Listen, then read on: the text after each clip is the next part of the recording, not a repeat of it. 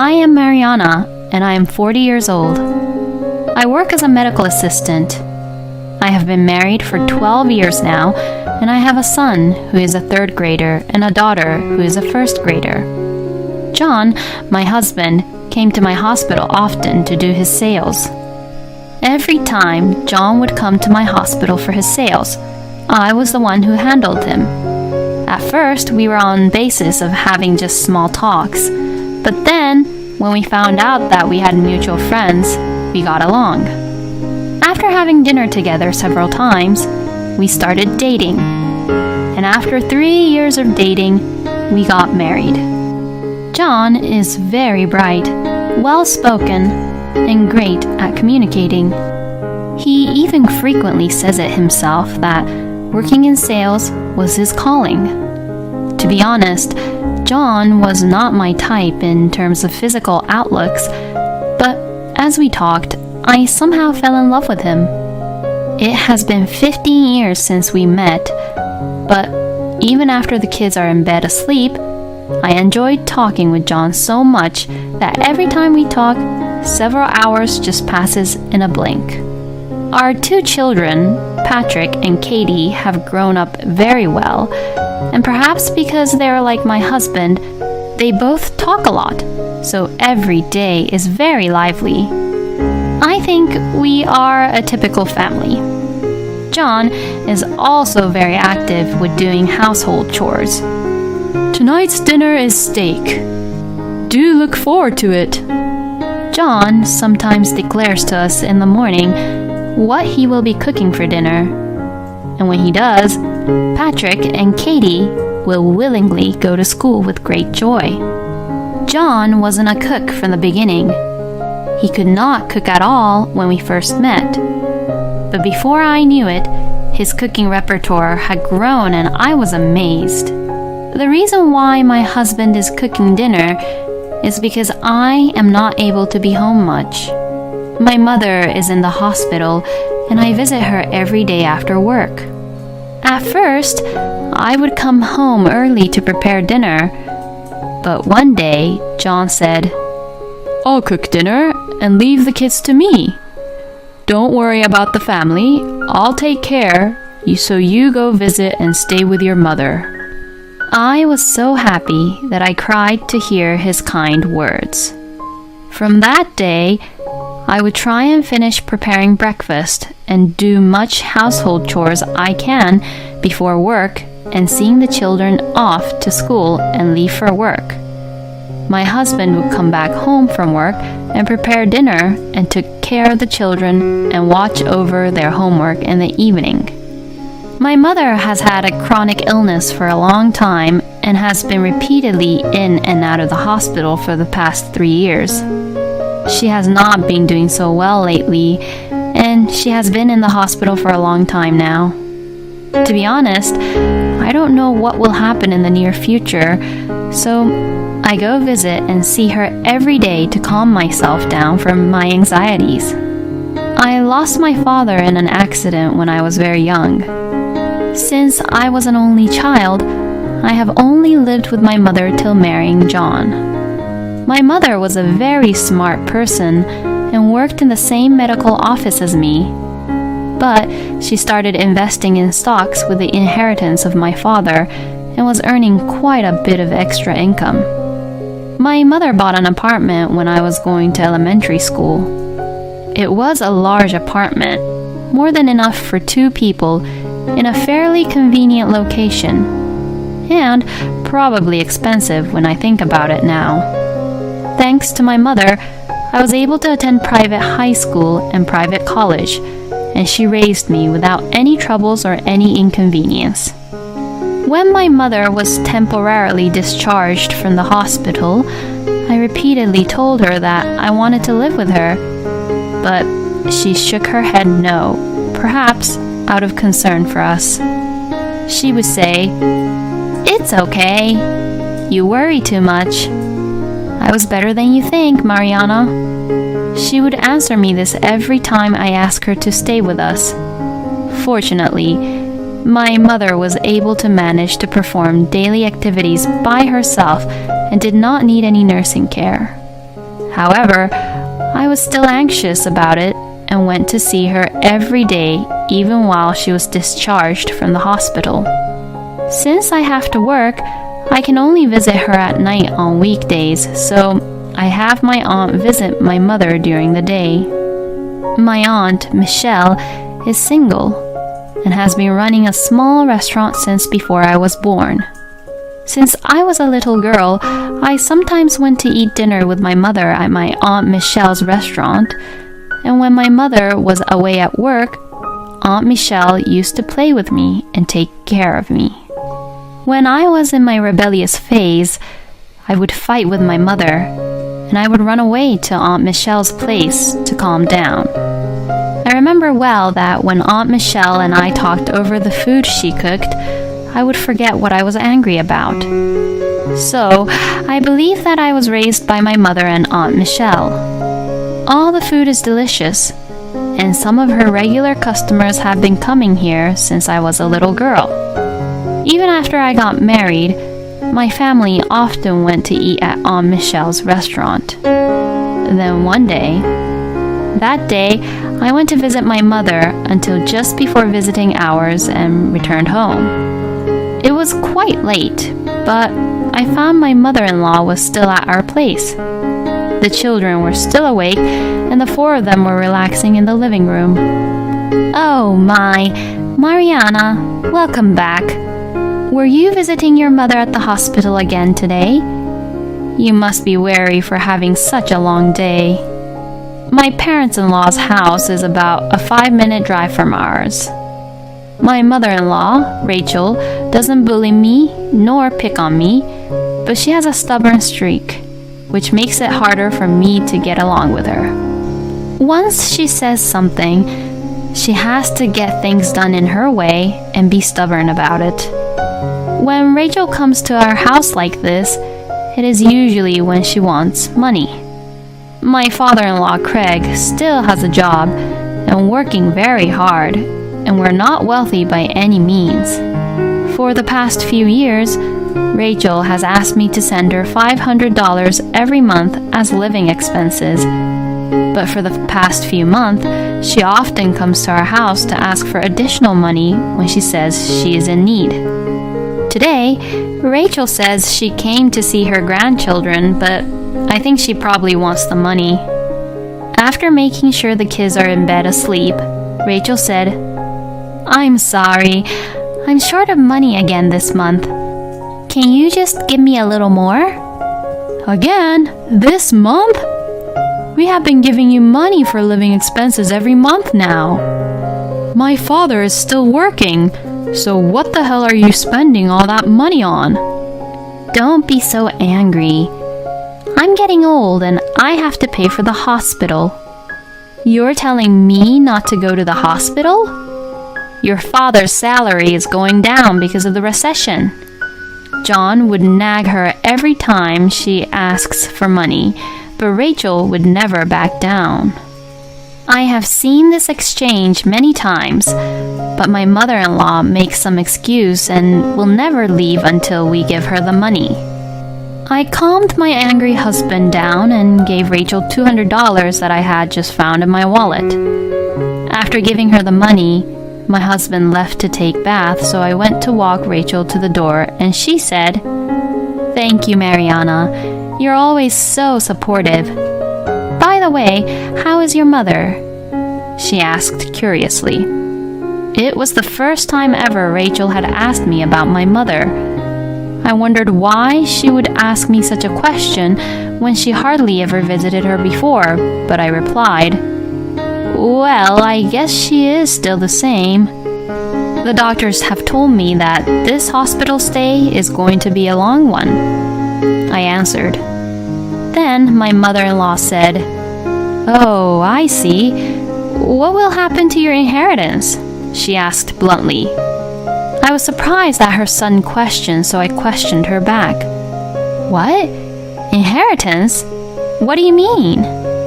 "Well, I was just wondering if you already had those conversations with your mother. I believe that your mother has a sister, right? I think you should talk to your mother about this matter now before it's too late."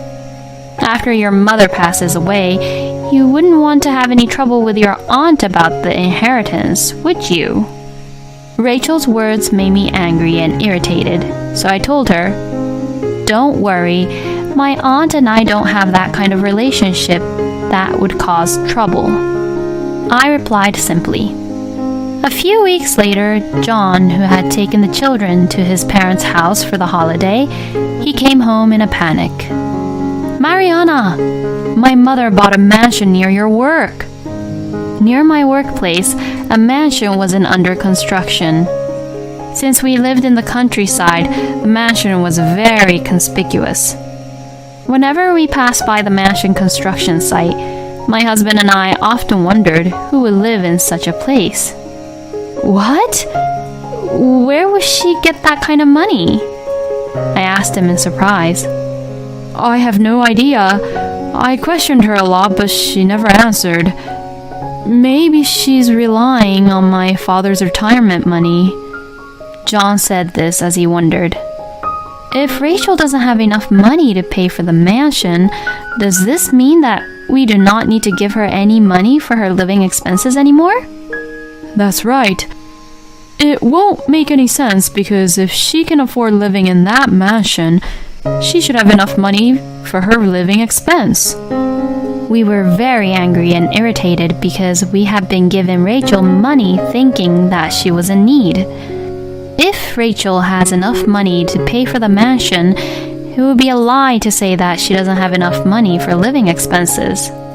John and I decided that we will definitely stop giving her money no matter what she says in the future. Supposedly, her mortgage and deposit on the mansion has been approved, and the mansion will be completed in 6 months. Rachel told John that she was very excited about living in a mansion in her old age. 1 month after we had this conversation, my mother has passed away. I was quite shocked because she looked well and healthy when I went to visit her the day before. It was a blessing in disguise that I received a call while I was at work that my mother was in critical condition. So I was able to leave work early and was able to rush to the hospital to take care of her in her final hours. She may have been waiting for me to come. She passed away soon after I arrived. Maybe she was waiting for you, Mariana. Aunt Michelle, who arrived earlier, told me this while I broke down and cried on the spot. There was more to do at the wake and funeral than I had expected, and I had not much time to grieve. After seeing my mother off safely and returning home, I lost my strength and broke down in tears, and my children comforted me. After the funeral, I spent the rest of the day being very busy cleaning up my mother's house. As I was cleaning up with Aunt Michelle, I found many things with memories, and by remembering them, I couldn't stop crying again. While I was being busy cleaning up, John helped me with the household chores and took care of the children for me. Since he was very busy at work too, I can't thank him enough and be grateful of him. The children were very sweet with me and cared for my feelings. Patrick tried his best to tell me funny stories from school to make me laugh, and Katie showed me that she got an A+ on her test to make me happy. I cried a lot after my mother passed away, but John, Patrick, Kate, and Aunt Michelle took good care of me and supported me. Then, 3 days after the funeral, when I returned home from cleaning up my mother's house, Rachel was at our house again. As soon as she saw me back at home, Rachel abruptly said, "When will you get the deposit? The payment is due soon." "Deposit? Payment? What are you talking about?" I asked her back. "I am talking about your inheritance. You got a lot of money, didn't you?" "Inheritance? I renounced my inheritance." "What? Are you kidding me?" Rachel said this in surprise with a very loud voice, which echoed throughout the house. I found out after my mother passed away that my mother's inheritance was nearly $2 million. My mother had told me that she wanted me and my aunt to split it 50-50. However, my mother often talked about my aunt to me. She would say, "If anything should happen to me, please take care of Michelle. I hope Michelle would renovate her restaurant with my inheritance." "Oh, Mother, don't say anything so ominous." We often had this kind of conversation. Even the day before she passed away, my mother was worried about my aunt's restaurant. "Are there any customers coming to Michelle's restaurant? She said something about the AC breaking again, so I'm worried." Aunt Michelle's restaurant was built before I was born, so it was quite old, and my mother offered her many times that she would renovate the restaurant for her, but Aunt Michelle would always refuse the offer. She said she feels bad about spending my mother's money and also didn't want to take a break from running the restaurant while it was being renovated. Aunt Michelle has managed to run the restaurant, but recently the building has been deteriorating and there are many places that need to be repaired, which is costing her a lot of money. Aunt Michelle once told me that although her regulars have been coming to her restaurant for many years, she has a hard time attracting new customers, probably because of the outlook of the restaurant. Since I have been a customer of my aunt's restaurant for many, many years, I wanted her to continue to run the restaurant for as long as she can. Aunt Michelle, who has always prioritized work, spent money for the restaurant, even if it means cutting her own living expenses. She lives on the second floor of the restaurant, where she was living quite frugally, to the point that I would worry every time I went to visit her at her place. I believe that the purchase price for the ingredients for her restaurant's menu has gone up, but she hardly raised the price of her menu she served to her customers. I have a husband and we both work. We are not wealthy by any means, but we are not in need for money.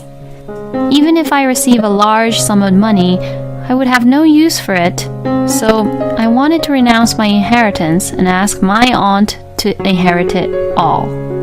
Aunt Michelle initially refused, but when I told her that my mother had been worried about her even the day before she passed away, Aunt Michelle agreed to accept it. I talked to my husband about it, and he agreed with my wishes. John and I had often gone to my aunt's restaurant since we were dating. The food was so good that we often talked about how we wished she had more customers. When I told Rachel how I had renounced my inheritance, she spoke to me angrily. "What? Why would you do such a thing without my consent? How should I pay off for my mansion?" "Your mansion? What are you talking about? I thought you already finished paying it off for the mansion," John asked Rachel. Rachel said vigorously, "There's only a week left until the down payment is due. I've been waiting for your inheritance to come through." I could not forgive Rachel's statement that she had bought the mansion counting on the inheritance from my mother. "What did you just say? Don't you dare mock my mother. Even if we get the inheritance, why should I pay for your mansion?" I think this was the first time I had ever spoken back so strongly to my mother-in-law. I was so angry that I started to cry. "Of course you should pay for my mansion because I am your mother. You wanted her inheritance so much from your mother that you neglected your own family and went to visit her, didn't you?" Rachel retorted. "What a horrible thing to say! I had no intention of that. My mother didn't wish for such thing anyways. Please, just leave." I was only worried about my mother and I never started the conversation of inheritance with my mother ever. Instead, I just wished and wanted my mother to live as long as possible. Coming to us for money is still fine, but my mother's legacy has nothing to do with Rachel. "Hey, Mom, that is just so rude. Mariana didn't even have that kind of idea in her head. What did you do for Mariana's mother? You hardly even went to visit her. I'm very disappointed in you, Mother. please go home already. We won't be supporting your living expenses at all from now on." As John said in a strong tone, "You say such terrible things to your parents. You both are such horrible children. I'm leaving." After she said this, she left our home. After Rachel left, John said, "I am sorry about my mother. I had no idea of what she was thinking. You don't have to worry about her." He said this as he apologizes. John later told me that because of Rachel's age, she has shortened the term of mortgage and agreed to a higher down payment price. Since from that day, Rachel contacted John every day to somehow lend her money, but he stubbornly refused. Since Rachel's demands were so insistent that John talked to his father Jeff about it, and when he did, Jeff and Rachel came to our house to apologize. Jeff had no idea what was going on. He knew that they were going to buy the mansion, but Jeff thought they were going to pay for it from their savings. Jeff also had no idea that John and I had been giving Rachel money for living expenses, and that Rachel had been coming back to us more than we had already given. I was surprised to hear from Jeff that Rachel told Jeff that she's going to our house because since I am away from home to visit my mother in hospital, Rachel will support us with the household chores, which she never did. Jeff said that he had left the money management to Rachel, and Jeff did not know how much money she had saved, but he was surprised to find that it was not even half of what he thought it was. When Jeff questioned Rachel, she confessed that she made poor choices in investment, which resulted her to lose some money. Jeff deeply apologized to John and I. "Mariana, I apologize for my wife's rude behavior. I believe Rachel did the worst thing she could have done as an adult. We will take care of the money for the mansion, so please forget about it. I will make sure she will pay back the money you both have given her, even though it will be paid little by little over time." "Rachel, you apologize to them too." "I'm sorry.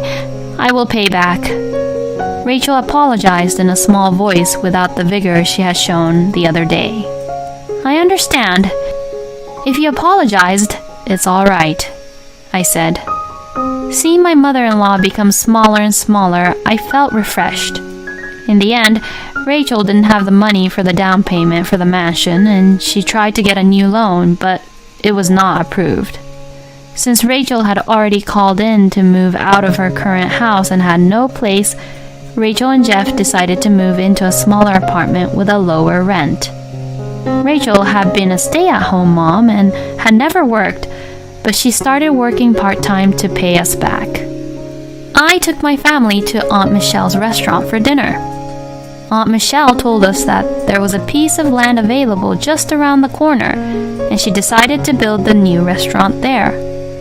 "I will not renovate, but build the new restaurant at the new location so my regulars will be able to eat at my place every day," she said happily. She gave us a taste of the new dishes she plans to serve on the new menu after the relocation. After the relocation, Aunt Michelle will live in the house where my mother used to live. The new restaurant will be completed in a year. We are looking forward to it. Thank you so much. If anything happens to you guys, I will help you. You can count on me. She said this to us with a serious face. Her cooking is always delicious. It is the same taste I have had since I was a child. Katie and Patrick both like it and are very happy. I think my mother is smiling at us from heaven when we are eating and enjoying Aunt Michelle's food together as a family.